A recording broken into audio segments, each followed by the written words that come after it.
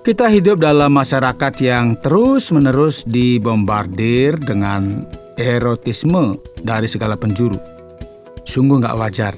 Saat ini anak-anak berusia 10 tahun, mereka memiliki akses ke informasi yang 100 tahun lalu baru ditemukan oleh pria setelah berusia 20 tahunan. Selamat datang di Jalan 66, sebuah program studi Alkitab yang bertujuan untuk mengurai teks pasal demi pasal dan memahami isinya. Kita akan belajar Alkitab bersama di bawah bimbingan Pak Yohanes, guru kita. Saya Oti Priambodo, tuan rumah Anda, dan kita sedang mengikuti seri tentang Kitab Imamat. Pak Yohanes akan menyampaikan topik seksualitas, moralitas baru atau amoralitas lama. Inilah tema yang akan kita bahas saat kita merenungkan pasal yang ke-18 dan yang ke-20 dari kitab ketiga Alkitab. Mari kita simak dan belajar bersama pada bagian ini. Saudara yang dikasihi oleh Tuhan, salah satu topik yang paling menarik perhatian media saat ini yang telah dibahas di seluruh dunia sejak tahun 60-an ya, tentu saja itu seksualitas. Sekitar 50 tahun yang lalu, ini terjadi revolusi dan banyak negara barat mencoba mengarahkan masyarakat ke pendekatan baru. Jadi cara baru dalam menghadapi dan menangani yang namanya seksualitas. Semua tradisi historis barat serta budaya lain yang selalu berusaha dan menegakkan gagasan yang seimbang tentang seksualitas dan ketertiban dalam masyarakat secara umum tidak terlalu dipertimbangkan pada saat itu. Jadi nggak ada yang peduli bagaimana kita menegakkan gagasan yang seimbang supaya seksualitas itu ada, tetapi kita juga jangan kebablasan begitu ya. Nggak ada yang peduli. Moralitas baru ya telah tertanam dalam masyarakat dan kini telah menjadi sangat kuat. Dan kita dapat melihat hasilnya sekarang ya, atau seperti yang dapat kita katakan. Kita dapat melihat beberapa masalah rumit yang dihasilkan dari revolusi ini. Ya, ini terlepas dari semua opini yang positif yang dimiliki oleh orang-orang terhadap keadaan ini. Dan ketika kita berpikir tentang seksualitas itu sendiri adalah salah satu topik yang paling penting. Karena hal itu sungguh amat krusial bagi pengalaman manusia. Dan Alkitab, saudara, membahas masalah itu sebagai masalah yang sangat penting dan juga karena kurangnya keteraturan, terjadinya kebingungan, bahkan kurangnya pemahaman yang tepat tentang seksualitas dan pada akhirnya akan menyebabkan masyarakat, keluarga, dan pribadi-pribadi masuk dalam krisis yang sangat-sangat dalam ketika bersentuhan dengan yang namanya seksualitas. Nah, inilah sebabnya dengan penuh hikmat, ya kitab suci sejak zaman Perjanjian Lama ya telah menetapkan batasan dan aturan terkait dengan praktek seksualitas manusia. Dan tentu ini merupakan hal yang sangat umum ya, bahkan bagi budaya kuno yang tidak memiliki Alkitab. Nah, semua ini sangat relevan.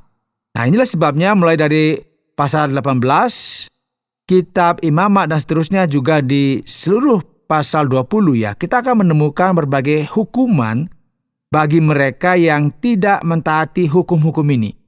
Dan seluruh bagian ini, saudara, akan membahas tema yang sangat relevan ini, yaitu seksualitas.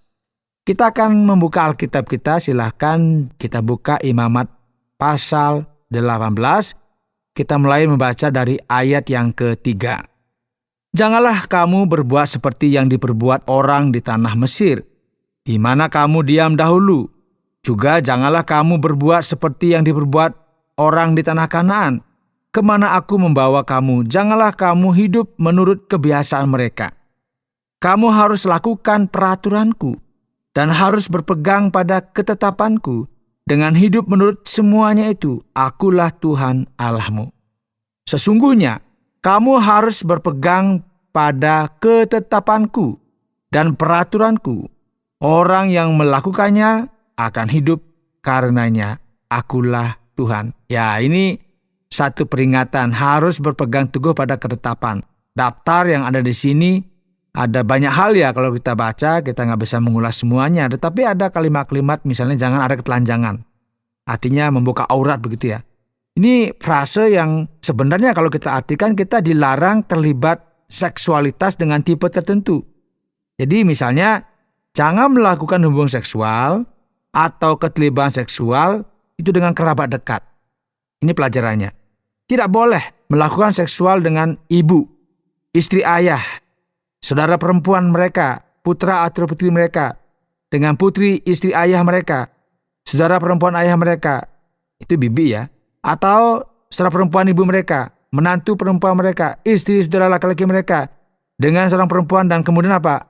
Putri juga. Misalnya ada seksualitas yang melibatkan 3 orang. Juga tidak dengan seorang perempuan dan kemudian saudara perempuannya untuk apa? Menjadikan mereka semacam apa ya? Sesuatu objek begitu. Ini kan dosa yang memang dilarang dan tidak boleh dilakukan. Semuanya ini dikatakan dikasih batas. Tidak boleh. Tidak boleh membiarkan kita dorongan biologis kita, keinginan kita itu begitu saja los. Kita harus mengendalikan. Jadi siapapun yang merupakan kerabat dekat, nggak boleh yang adanya namanya hubungan seksual dengan mereka ini. Nah, perlu diperjelas juga di sini bahwa ketika aturan-aturan ini dilanggar, maka mereka yang melanggar akan hancur. Kitab suci mengatakan bahwa dilarang berhubungan seksual dengan istri orang lain. Jadi berzinahan dikutuk di sini saudara, ini akan dianggap pencemaran. Nah, coba kita lihat sekarang di pasal 18 ayat 22. Janganlah engkau tidur dengan laki-laki secara orang bersetubuh dengan perempuan, karena itu suatu kejijikan. Ini homoseksual. Laki-laki dengan laki-laki, ini sangat dilarang. Seksualitas, saudara, diciptakan oleh Allah. Itu untuk seorang pria dan wanita. Ini firman Tuhan. Apapun yang di luar itu sudah pelanggaran. Coba kita sekarang lihat di ayat 23. Janganlah engkau berkelamin dengan binatang apapun, sehingga engkau menjadi najis dengan binatang itu. Ya jelas sekali. Jadi dilarang lagi berhubungan dengan binatang. Kita mungkin mikir, kok bisa? Ya pasti sudah terjadi pada masa itu. Sehingga ini diingatkan lagi kepada kita, jangan sampai orang memiliki hasrat suka dengan binatang dan melakukan hubungan seksual dengan binatang, yang kadang-kadang orang kenal dengan nama zoofilia. Ini merupakan praktek yang dikutuk, yang menyebabkan berbagai penyakit kelamin di seluruh dunia. Dan kita tahu di bagian akhir dari bagian ini, itu mengatakan tanah menjadi najis. Jadi ternyata praktek-praktek ini juga membuat rusak lingkungan.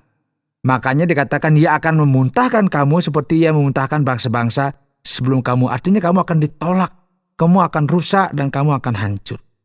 Saudara yang dikasihi oleh Tuhan, dalam sudut pandang Alkitab, seksualitas itu sesuatu yang sakral. Dikhususkan pada momen yang khusus dan perlu diperlakukan dengan hormat. Ketika tidak ada batasan, ketika orang kehilangan arah, maka seksualitas menjadi alasan untuk apa? Diejek, dihina, direndahkan. Bahkan ini bisa menyebabkan kejahatan, bisa menyebar kemana-mana. Jadi diturunkan derajatnya, padahal ini sesuatu yang sakral yang diberikan oleh Tuhan, karena orang tidak ada batasan-batasan. Nah, itu sebabnya saudara, Alkitab memberitahu kita ya, bahwa keadaan yang merosot ini akan mendatangkan masalah yang serius bagi kita. Itu sebabnya Kitab Suci menuliskan hal-hal yang menjijikkan ini, karena semua hal ini dilakukan oleh orang-orang yang tinggal di negeri ini sebelum kamu, dan negeri itu menjadi najis. Dan jika kamu menajiskannya, negeri itu akan memuntahkan kamu, seperti ia memuntahkan bangsa-bangsa yang sebelum kamu.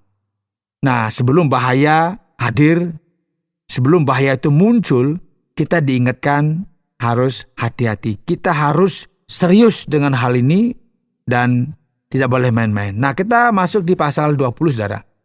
Ini bicara mengenai peraturan yang lain juga ya, yang perlu kita lihat di sini. Aku sendiri akan menentang dia dan melenyapkannya dari tengah-tengah umatnya. Ini praktik-praktik yang menyimpang. Itu mereka mengutuki ibu dan ayahnya juga nggak boleh.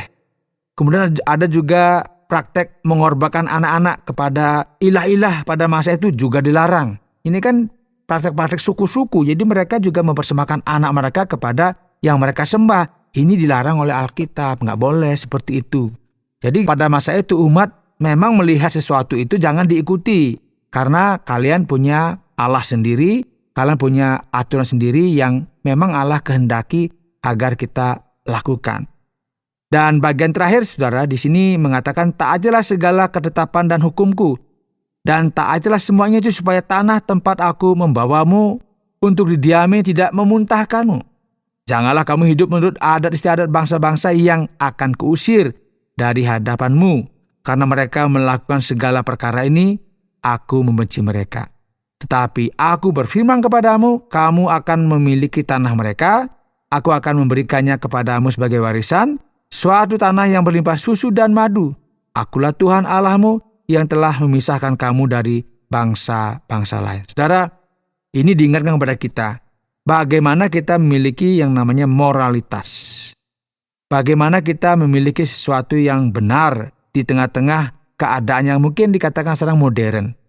Kita bisa menemukan di sini, saudara, bahwa orang bilang, wah enggak apa-apa, kumpul kebo enggak apa-apa, ya, hidup bebas enggak apa-apa, tapi itu kan sesuatu yang dilarang oleh Tuhan.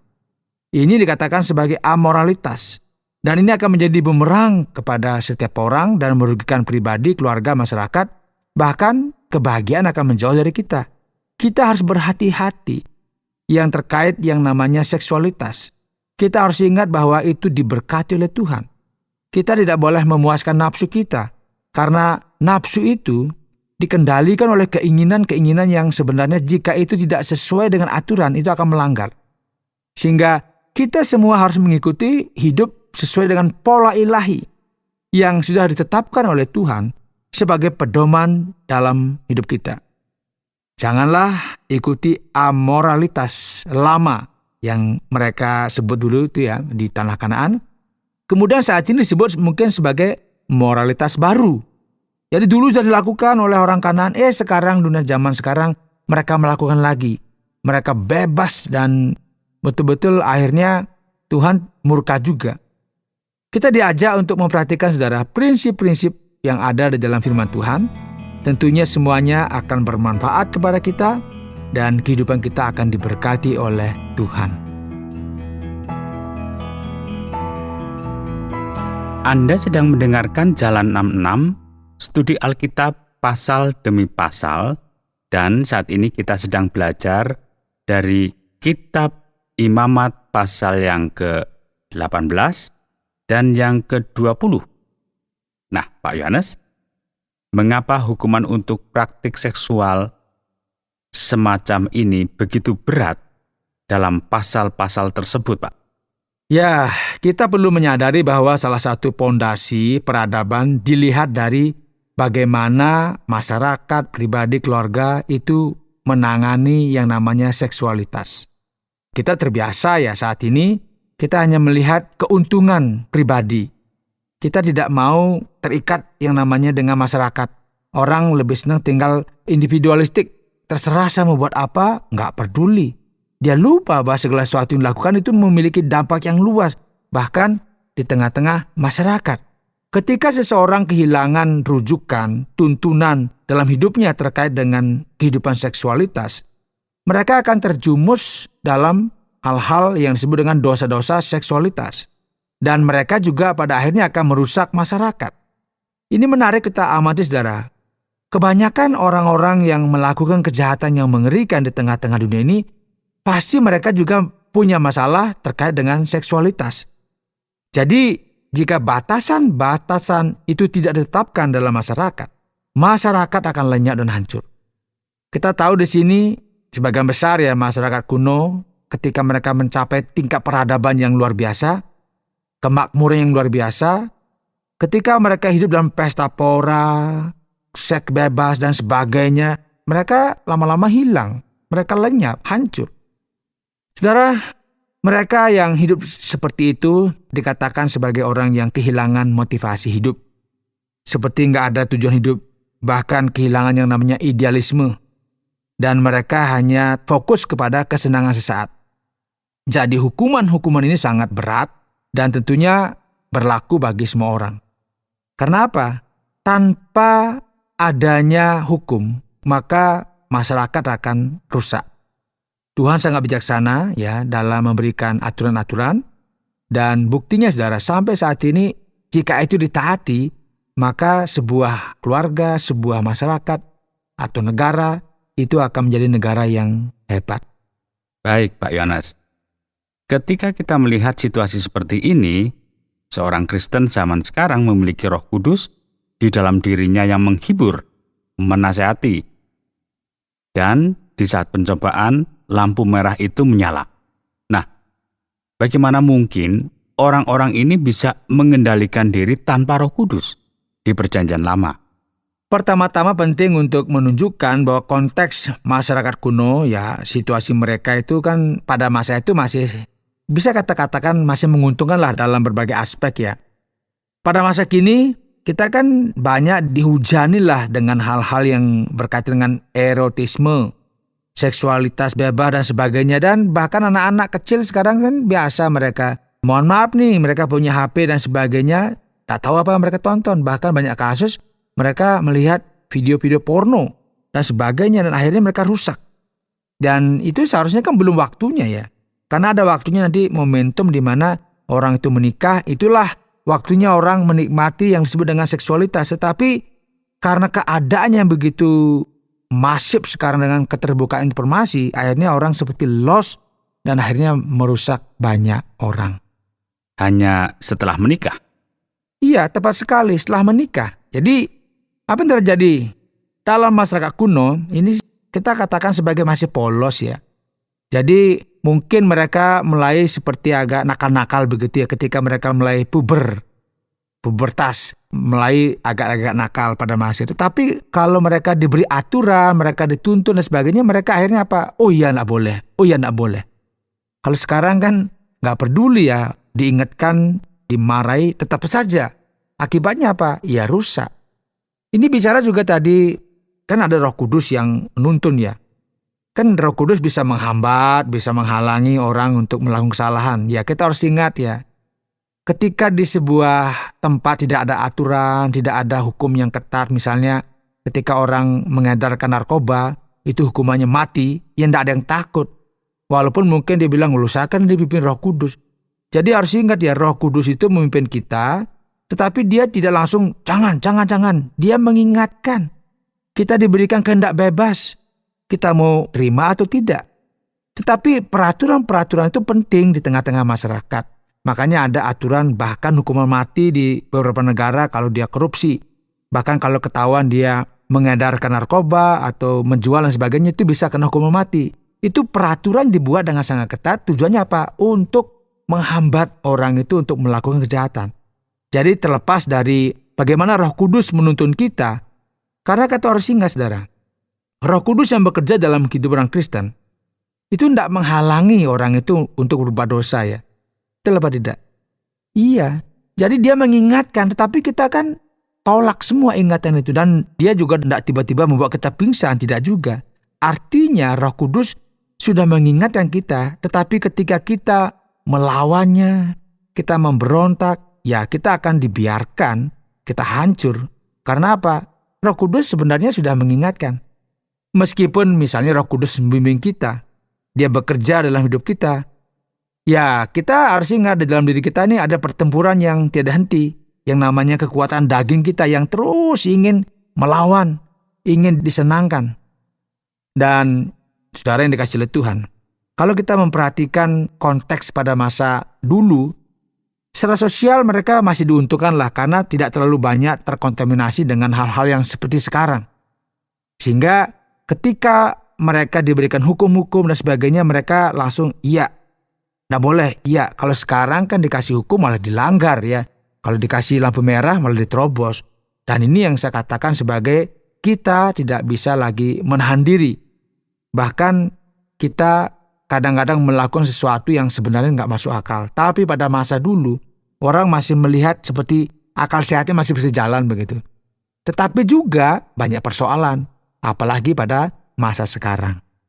Pak Yones tadi menyebutkan konteksnya seluruh lingkungan, baik dalam realitas Mesir maupun agama-agama Kanaan, dan bangsa-bangsa lain di sekitar umat Allah yang mencapai tanah baru ini.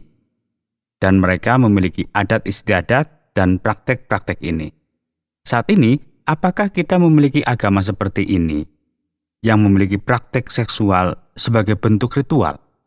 Ya, ini pertanyaan yang perlu kita jawab dengan baik ya. Sebenarnya kita harus ingat ya, tidak ada sesuatu yang baru atau aneh di dunia ini. Dulu sudah dilakukan, sekarang masih ada. Jadi jangan merasa, oh dulu saja itu ya, sekarang nggak ada lagi ya. Seolah-olah sudah berubah semuanya. Tidak. Masih ada banyak aliran-aliran di mana orang-orang itu melakukan sesuatu yang dulu sudah dilakukan. Dan ini menjadi persoalan di tengah-tengah kehidupan kita. Jadi ketika manusia itu hidup secara individu, dia merasa bahwa dirinya adalah Tuhan yang harus diagungkan. Ini menjadi persoalan. Sehingga bagaimana orang itu bisa menahan hasrat biologisnya. Kemudian mereka itu harus mengendalikan dirinya ketika mereka berada dalam situasi yang sebenarnya membuat saya bisa melakukan apa saja. Ini sesuatu yang harus kita cermati dengan baik. Bahkan di masa sekarang ya, ada banyak orang-orang yang mulai bangkit dan mereka memperkenalkan seakan-akan itu sesuatu yang indah, seakan-akan itu sesuatu yang diizinkan oleh aturan-aturan Tuhan. Misalnya berhubungan dengan sesama atau berhubungan dengan laki-laki dengan laki-laki, wanita dengan wanita, dan bahkan dilarang misalnya berhubungan dengan kerabat, orang juga melakukan. Seakan-akan ini sesuatu yang tidak apa-apa, padahal itu sesuatu yang menakutkan. Agama-agama atau ajaran-ajaran yang mereka hidup, mereka merasa bahwa kita harus membuat sesuatu yang baru di tengah-tengah hidup kita. Kita harus membuat sesuatu yang bisa kita nikmati di tengah-tengah hidup kita. Kadang-kadang mereka juga terjatuh di dalam berbagai praktek-praktek yang pada akhirnya membuat mereka kehilangan arah. Bahkan pada masa dulu ya, pada suku-suku tertentu, itu ritual keagamaan mereka itu selalu dikaitkan dengan yang namanya seksualitas. Apakah sekarang masih ada? Masih ada. Misalnya gereja setan. Itu kan mereka kadang-kadang seperti mereka ini agama, tetapi mereka di dalamnya ada praktek-praktek seksualitas. Dan ini kan terjadi. Padahal dulu sudah dilarang dan saat ini masih ada. Bahkan ada banyak dari antara mereka juga melakukan sihir. Sehingga ini sesuatu yang sebenarnya kita bilang tidak ada yang aneh lah. Tidak ada yang baru. Dan itu semua terjadi dan dari dulu sudah Tuhan nyatakan dilarang semuanya ini. Dan ini menjadi sesuatu yang kadang-kadang pada masa sekarang itu seperti sudah biasa ya. Sudah dilegalkan. Jadi ya praktek-praktek di Kanaan, kemudian ini sekarang malah itu dipraktekkan sebagai sesuatu yang ini loh yang seharusnya kita lakukan. Kita hidup sekali untuk apa? Kita harus bersenang-senang. Nah ini kan nilai-nilai yang baru yang sebenarnya menghancurkan kita. Padahal sejak zaman perjanjian lama itu sudah diingatkan agar kita kembali kepada perintah-perintahnya. Pertanyaan terakhir Pak Yones pada pasal yang ke-20 ayat yang ke-3, 5, dan yang ke-6. Aku akan menentang manusia. Apa ini artinya? Ya ini menarik ya. Seksualitas itu berkaitan dengan pengalaman seksual yang mendalam ya. Dan orang yang mencari pengalaman berbeda di sini itu memiliki niat untuk mendapatkan pengalaman yang lebih besar dan lebih memuaskan. Jadi mungkin pingin sensasi apa begitu seolah-olah dia lupa. Itu kan sakral ya. Dia mencoba, ayo coba laki-laki dengan laki-laki, perempuan dengan perempuan. Ini kan sensasi saja. Padahal itu apa? Sesuatu yang dilarang oleh Tuhan. Pengalaman-pengalaman yang pada akhirnya dia memberontak kepada Tuhan. Seharusnya kita memiliki pengalaman yang bersama dengan Tuhan. Karena Tuhan itu adalah menjadi rujukan kita semua. Apa yang kudus, apa yang benar, itu yang harus kita lakukan di tengah-tengah kehidupan kita. Jika kita mulai membelakangi Tuhan dan mulai mencari pengalaman-pengalaman yang menurut kita itu menyenangkan, hati-hati, Tuhan akan menghukum kita. Karena itu penting sekali kita itu memiliki pengalaman yang sangat dekat, sangat intens dengan Tuhan. Dan kalau kita dekat dengan Tuhan, maka pengalaman seksualitas yang ada itu akan mengikuti sesuai dengan yang diatur oleh Tuhan. Karena itu bagaimana kedekatan kita kepada Tuhan, itu akan menentukan bagaimana kita memiliki sudut pandang tentang seksualitas. Dan Tuhan inginkan, hati-hati kita jangan melawan Tuhan, karena Tuhan pasti akan murka kepada kita. Terima kasih Pak Yones, dan berikut bagaimana kesimpulan akhirnya. Setelah mempelajari Imamat pasal 18 dan 20 yang membahas tentang seksualitas manusia, sebenarnya apa yang dimaksud saudara? Moralitas baru atau amoralitas lama? Pelajaran berharga yang kita dapatkan hari ini adalah tidak ada yang akan berhasil tanpa batas. Tidak ada kehidupan yang akan berhasil. Ingat, harus semua ada batasnya.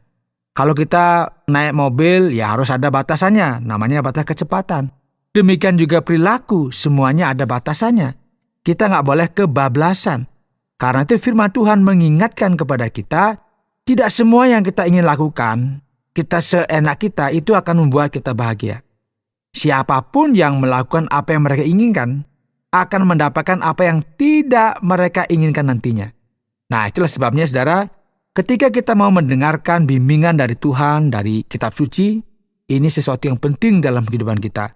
Karena bimbingan Tuhan itu akan memberikan manfaat yang luar biasa bagi kita, yang membuat kita bahagia, dan bahkan mempengaruhi masyarakat di mana kita tinggal. Ingat, tidak ada yang akan berhasil tanpa batas. Baik, terima kasih Pak Yones. Semoga kita bertemu lagi di lain waktu pada saat kita melanjutkan pembahasan dari kitab Imamat. Saudara pendengar, karena waktu yang tidak memungkinkan, kita akhiri program Jalan 66 kali ini. Kami menantikan Anda untuk tetap mengikuti pelajaran berikut dalam lanjutan pembelajaran Alkitab yang memberikan pelajaran menyeluruh tentang firman Tuhan. Jika Anda memiliki pertanyaan atau berespon terhadap topik berhubungan dengan program ini, silakan menyampaikan melalui WhatsApp ke nomor 081 333 777 386. 081 333 777 386. Terima kasih atas perhatian Anda.